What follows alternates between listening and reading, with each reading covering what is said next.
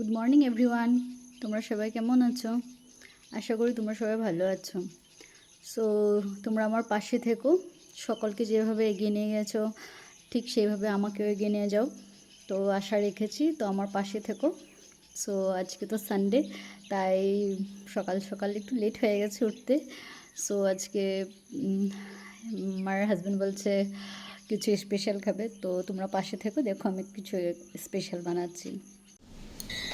So আমি ব্রেকফাস্টের জন্য গোলমরিচ, দালচিনি, লং, শুকনো লঙ্কা, তেজপাতা, রসুন, পেঁয়াজ বড় বড় টুকরা করে নিয়েছি, আর টমেটো, আর সাথে কস্তুরি মেথি দিব।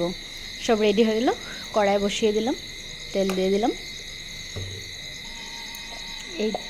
এগুলো আমি পেস্ট করে নিব, আর ডিমগুলো আমি হাফ অফ করে নিয়েছি, তাতে করে মশলাটা এগ কারিটা খুব টেস্ট লাগে, এগটা খেতে খুব ভালো লাগে।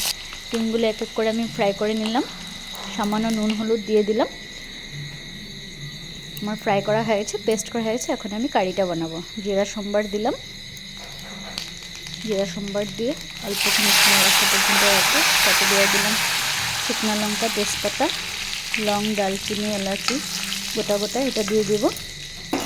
এই পর্যায়ে চুলার স্টিমটা লো করে রাখবো, সুন্দর একটা স্মেল আসা পর্যন্ত ওয়েট করব।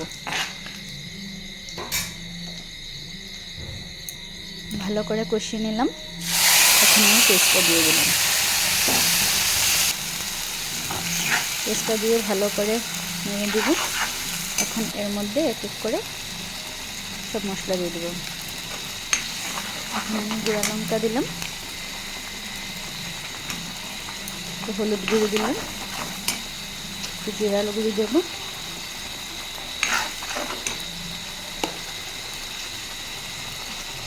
এখন স্বাদ মতো নুন দিয়ে দিলাম। সো আমি রুটি বানাবো, তো আটা নিয়ে নিলাম, আটার মধ্যে একটু নুন দিয়ে দিলাম। আজ সানডে, তাই সানডে স্পেশাল রুটি আর এগ কারি। আমার আটা মাখা হয়ে গেল, এদিকে এগ কারিটাও প্রায় সুন্দর হয়ে আসছে, তেল ছেড়ে দিয়েছে, সুন্দর মাখো মাখো হয়ে গেছে। দেখতেই পাচ্ছ খুব সুন্দরভাবে তেল ছাড়ছে। এই পর্যায়ে আমি বেশি জল দেবো না, অল্প গরম জল দেবো। ফুটে আসলে আমি এক এক করে ডিমগুলো দিয়ে দেব। এদিকে আমার রুটিও হয়ে যাচ্ছে। নামানোর আগে আমি কস্তুরি মেথিটা দিয়ে দেব। কস্তুরি মেথি দিলে খুব সুন্দর একটা ফ্লেভার আসে।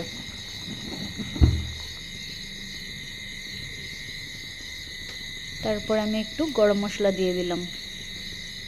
বাস আমার egg curry ready. So breakfast ready. তোমরা কে কে খাবে চলে এসো। সো ফাইনালি আমার ব্রেকফাস্ট রেডি হয়ে গেছে। তো তোমরা কে কে খাবে চলে এসো। তো তোমরা আমার ভিডিও দেখে লাইক অ্যান্ড সাবস্ক্রাইব করতে ভুলবে না। Tata, bye bye.